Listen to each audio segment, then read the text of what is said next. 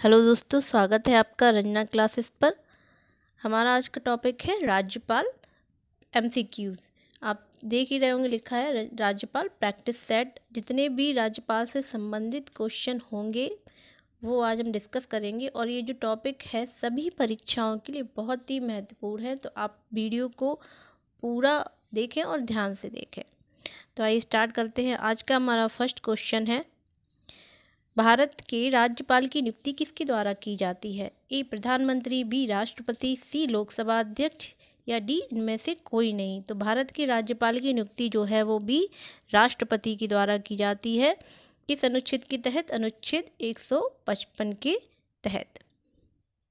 Next question है हमारा, राज्य की कार्यपालिका शक्ति किसमें निहित है? अथवा राज्य सरकार का कार्यकारी अध्यक्ष या संवैधानिक प्रमुख कौन होता है? तो ए मुख्यमंत्री, बी राज्यपाल, सी मुख्यमंत्री का सचिव या डी मुख्य सचिव। तो इसका करेक्ट आंसर होगा बी राज्यपाल। राज्यपाल जो है राज्य की कार्यपालिका शक्ति उसमें निहित होती है राज्यपाल में, और वह राज्य सरकार का कार्यकारी अध्यक्ष भी होता है और संवैधानिक प्रमुख भी राज्यपाल ही माना जाता है। नेक्स्ट क्वेश्चन है, उत्तर प्रदेश में विधानसभा के कुल सदस्यों की संख्या है? ए 425, बी 430, सी 402 या डी 401। तो इसका करेक्ट आंसर होगा फ्रेंड्स बी 403। जो उत्तर प्रदेश में विधानसभा के सदस्यों के लिए न्यूनतम जो संख्या दी गई है वो है 60 और अधिकतम है 500। तो अभी वर्तमान में जो है विधानसभा के कुल सदस्यों की संख्या है 403। पहले 404 थी।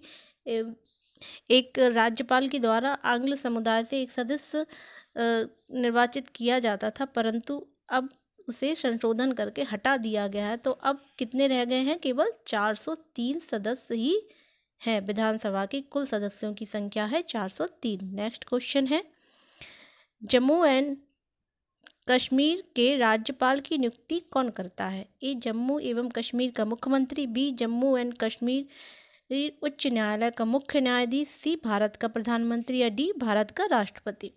तो इसका करेक्ट आंसर होगा फ्रेंड्स डी भारत का राष्ट्रपति। जम्मू एंड कश्मीर के राज्यपाल की नियुक्ति भारत का राष्ट्रपति करता है। नेक्स्ट क्वेश्चन है, राज्य का राज्यपाल मंत्रिपरिषद के परामर्श से स्वतंत्र कार्य कर सकता है। यानी राज्यपाल जो है की जो विवेकशील शक्तियां हैं वो कौन कौन सी हैं, वो स्वतंत्र रूप से कैसे कार्य कर सकता है मंत्री परिषद से बिना परामर्श के? तो आपको वो बताना है। तो पहला है विधानसभा में सरकार को अपना बहुमत सिद्ध करने के लिए कहना। दूसरा है मुख्यमंत्री को बर्खास्त करने के लिए कहना। तीसरा है भारत के राष्ट्रपति के विचारार्थ किसी विधेयक को आरक्षित करने के लिए कहना, जो कि है अनुच्छेद 200 के तहत। और चौथा है विधायिका द्वारा पारित किसी विधेयक को पुनर्विचार हेतु वापस करने के लिए कहना। या पांचवा है उच्च न्यायालय का परामर्श मांगने के लिए कहना। तो जो राज्यपाल की विवेकशील शक्तियां हैं जो कि वो मंत्रिपरिषद की परामर्श से बिना करता है, तो वो बताना है कौन कौन सी हैं। तो फर्स्ट देखेंगे, विधानसभा में सरकार को अपना बहुमत सिद्ध करने के लिए कहना, ये राज्यपाल की विवेकशील शक्ति के अंतर्गत आती है, तो ये करेक्ट है। सेकंड है मुख्यमंत्री को बर्खास्त करने के लिए कहना। अगर मुख्यमंत्री जो है अपना बहुमत खो चुका हो तो उसे बर्खास्त करने के लिए वो कह सकता है। थर्ड है भारत के राष्ट्रपति के विचारार्थ किसी विधेयक को आरक्षित करने के लिए कहना। ये अनुच्छेद 200 के तहत है। इसके ऊपर एक अलग से भी क्वेश्चन कई बार पूछा गया है कि भारत के राष्ट्रपति के विचारार्थ किसी विधेयक को आरक्षित करने के लिए कौन से अनुच्छेद के तहत किया जाता है। तो ये तीसरा भी ये उसकी विवेकशील शक्ति, और चौथा विधायिका द्वारा पारित किसी विधेयक को पुनर्विचार हेतु वापस करने के लिए कहना।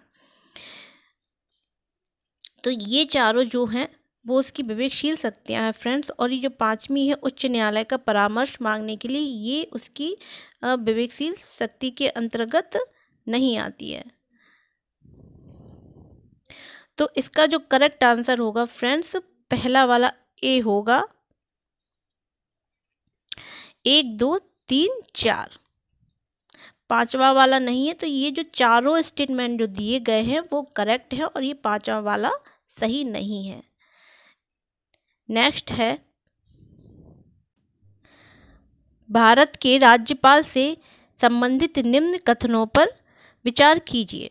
यानी भारत के जो राज्यपाल के संबंध में ये कथन दिए गए हैं, उनके क्या वो कौन कौन से सही हैं, वो कथन बताने हैं आपको। तो फर्स्ट हम देखेंगे, उसे जन्म से भारत का नागरिक होना चाहिए। तो अगर आपने राज्यपाल की योग्यता पढ़ी है तो उसमें बताया गया है कि उसे भारत का नागरिक होनी चाहिए, ना कि जन्म से नहीं बताया गया है। तो ये वाला स्टेटमेंट गलत हो जाता है। सेकंड है, उसकी आयु कम से कम 35 वर्ष होनी चाहिए। यस, तो ये वाला स्टेटमेंट करेक्ट है कि उसकी आयु कम से कम 35 वर्ष होनी चाहिए। थर्ड है, लोकसभा सदस्य होने की योग्यता होनी चाहिए। तो उस ऐसी कोई योग्यता नहीं है, तो ये वाला भी गलत है। फोर्थ है, वह एक से अधिक राज्यों का राज्यपाल होना चाहिए। तो यस, ये करेक्ट है कि वह एक से अधिक राज्यों का राज्यपाल हो सकता है 7वें संशोधन के द्वारा, जो कि 1956 में किया गया था। तो इसका हम देखते हैं कौन सा करेक्ट होगा। बी ऑप्शन करेक्ट होगा, 2 व 4। बी ऑप्शन हमारा करेक्ट हो जाएगा, 2 व 2 तथा 4। नेक्स्ट है, किसी भारतीय राज्य के राज्यपाल से संबंधित निम्नलिखित कथनों में से कौन सा कथन सत्य नहीं है। यानी वो कथन बताना है जो कि सत्य नहीं है। इसको हम मार्क कर लेते हैं कि सत्य कौन सा कथन नहीं है। तो फर्स्ट दिया है, वह भारत के राष्ट्रपति द्वारा नियुक्त होता है। तो ये तो करेक्ट है कि वो भारत के राष्ट्रपति द्वारा नियुक्त किया जाता है राज्यपाल। वह एक से अधिक राज्यों का राज्यपाल नियुक्त हो सकता है। तो ये वाला स्टेटमेंट भी करेक्ट है फ्रेंड्स कि वो एक से अधिक राज्यों का राज्यपाल नियुक्त हो सकता है। थर्ड है, वह 5 वर्ष तक पद पर रहता है। तो ये वाला भी करेक्ट है कि वह 5 वर्ष तक पद पर रहता है। लास्ट है हमारा, यदि संबंधित राज्य की व्यवस्थापिका उसे पद से हटाए जाने का प्रस्ताव स्वीकार करती है तो वह पदावधि के पूर्व ही पद मुक्त किया जा सकता है। तो आप देखिए फ्रेंड्स, इसमें एक वर्ड आप दिया है कि व्यवस्थापिका उसे पद से हटाए जाने का प्रस्ताव स्वीकार करती है। आपने उसमें राज्यपाल के बारे में पढ़ा होगा कि उसे पदच्युत कौन करता है, राष्ट्रपति। तो इधर लिखा है व्यवस्थापिका। तो ये वाला स्टेटमेंट जो है वो गलत हो जाएगा कि राष्ट्रपति उसे पदच्युत करता है। और कैसे करता है, उच्चतम न्यायालय के मुख्य न्यायाधीश की सलाह तथा उस राज्य के राज्यपाल की सलाह तथा उस राज्य के उच्च न्यायालय के मुख्य न्यायाधीश की सलाह या परामर्श लेकर के वह उस राज्य के राज्यपाल को पदच्युत करता है। कौन करता है, राष्ट्रपति, ना कि व्यवस्थापिका। तो ये वाला स्टेटमेंट जो है फ्रेंड्स हमारा गलत हो जाएगा। गलत है यानी ये वाला जो है वो रॉन्ग है। तो ये डी ऑप्शन सही होगा हमारा कि कौन सा कथन सत्य नहीं है। तो डी ऑप्शन सत्य नहीं है। डी ऑप्शन सत्य नहीं है। नेक्स्ट क्वेश्चन है, जब एक ही व्यक्ति को 2 या अधिक राज्यों का राज्यपाल नियुक्त किया जाता है तो उस राज्यपाल को संदेह उपलब्धियां और भत्ते होंगे। मतलब अगर वो जैसे एक राज्य के राज्यपाल को और भी राज्यों का राज्यपाल नियुक्त कर दिया जाए तो उसे जो भत्ते दिए जाएंगे या उपलब्धियां दी जाएंगी फ्रेंड्स, तो वो कैसे दी जाएंगी। तो ए, राज्यपाल की इच्छा अनुसार, बी, राष्ट्रपति के निर्णय अनुसार, सी, गृह मंत्रालय के निर्णय अनुसार, या डी, इसे उन राज्यों के बीच ऐसी अनुपात में आवंटित किया जाएगा जैसा राष्ट्रपति आदेश द्वारा अवधारित करे। तो इस संबंध में जो है जो शक्तियां जो हैं फ्रेंड्स वो राष्ट्रपति के पास है। तो जैसा राष्ट्रपति चाहेगा वैसे ही उसी अनुपात में उसे उसके राष्ट्रपति के आदेश के द्वारा वो उपलब्धियां और भत्ते देय होंगे राज्यपाल को। नेक्स्ट है, भारतीय संविधान के निम्न में से कौन सा अनुच्छेद राज्यपाल को अध्यादेश जारी करने की शक्ति प्रदान करता है? ए अनुच्छेद 208, बी अनुच्छेद 212, सी अनुच्छेद 213 या डी अनुच्छेद 214। तो फ्रेंड्स इसका करेक्ट आंसर होगा सी अनुच्छेद 213 के तहत जो है राज्यपाल को अध्यादेश जारी करने की शक्ति प्रदान की गई है। और राष्ट्रपति को किस अनुच्छेद के तहत की गई है?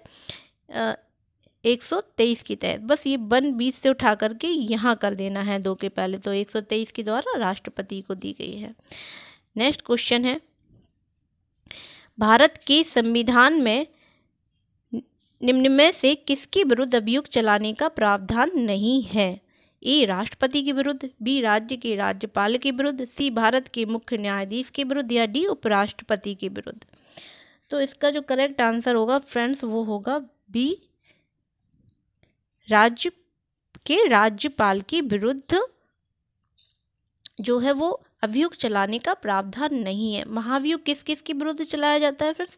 राष्ट्रपति, उपराष्ट्रपति और सीजीआई यानी भारत के मुख्य न्यायाधीश, इन तीनों के विरुद्ध महाभियोग चलाया जा सकता है, लेकिन राज्य के राज्यपाल के विरुद्ध नहीं, क्योंकि राज्यपाल जो होता है वो राष्ट्रपति के प्रसाद पर्यंत, मतलब राष्ट्रपति तब तक चाहे तब तक वह अपने पद पर धारित रहता है।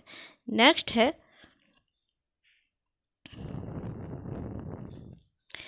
प्रतिवर्ष 13 फरवरी को राष्ट्रीय महिला दिवस किसकी स्मृति में मनाया जाता है? ए इंदिरा गांधी की, बी कमला नेहरू की, सी सरोजिनी नायडू की या डी विजय लक्ष्मी पंडित की। तो इसका करेक्ट आंसर होगा फ्रेंड सी सरोजिनी नायडू, जो कि हमारे भारत की प्रथम महिला राज्यपाल थी।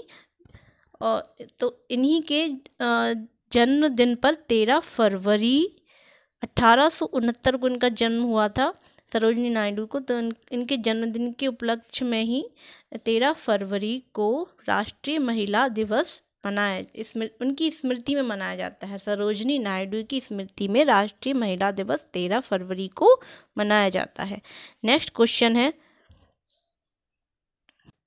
निम्न में से किसकी नियुक्ति राज्यपाल नहीं करता है? ए मुख्यमंत्री, बी सदस्य राज्य लोक सेवा आयोग, सी उच्च न्यायालय के न्यायाधीश या डी महाधिवक्ता।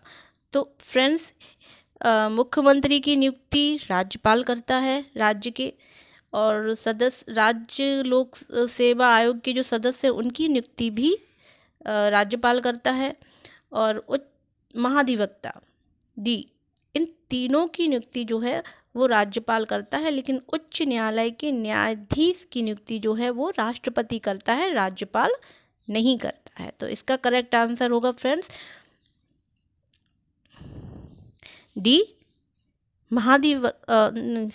सी उच्च न्यायालय के न्यायाधीश की नियुक्ति राज्यपाल नहीं करता है।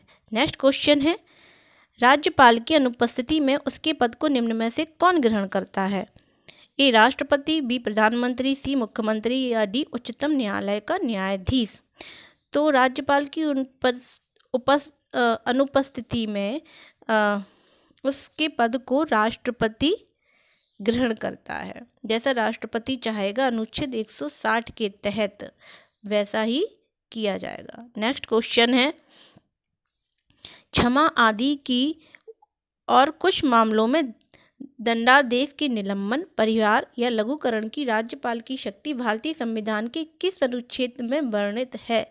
ये जो क्वेश्चन है फ्रेंड्स, अभी जो TGT 2021 का जम हुआ था उसमें ये क्वेश्चन पूछा गया था। तो ऑप्शन है ए अनुच्छेद 72, अनुच्छेद 161, अनुच्छेद 162 या अनुच्छेद 123। तो इसका करेक्ट आंसर होगा फ्रेंड बी, अनुच्छेद 161 में वर्णित है। ये जो क्षमा आदि की जो शक्ति है राज्यपाल की है वो है अनुच्छेद 161 में। नेक्स्ट है, धन विधेयक विधानसभा में किसकी अनुमति से प्रस्तुत किया जाता है? ए विधानसभा अध्यक्ष, बी वित्त मंत्री, सी राज्यपाल या डी मुख्यमंत्री। तो जो धन विधेयक है विधानसभा में फ्रेंड्स, ये राज्यपाल की अनुमति से प्रस्तुत किया जाता है।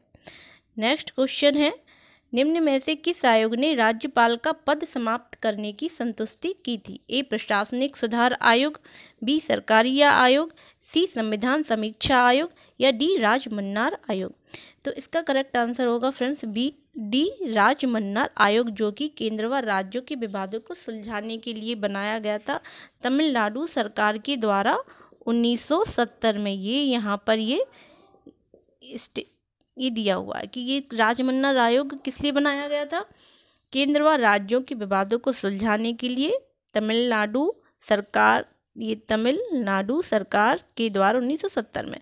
तो ये जो राजमन्नार आयोग ने क्या संतुष्टि की थी कि राज्यपाल का जो पद है उसे समाप्त कर देना चाहिए। अगर आपसे पूछा जाए कि राज्यपाल का पद समाप्त करने के बारे में किस आयोग ने कहा था, किस आयोग में संतुष्टि की गई थी, तो कौन से आयोग ने? डी राजमन्नार आयोग ने। नेक्स्ट क्वेश्चन है, जो कि आज का हमारा लास्ट क्वेश्चन है, किसी राज्य का राज्यपाल ए निर्वाचित होता है, बी चयनित होता है, सी मनोनीत होता है या डी नियुक्त होता है। तो फ्रेंड्स इसका जो आंसर है वो आपको बताना है और कि क्या आंसर होगा इसका और कौन सी अनुच्छेद के तहत इसका किया जाता है कि किसी राज्य का राज्यपाल क्या होता है, निर्वाचित, चयनित, मनोनीत या नियुक्त।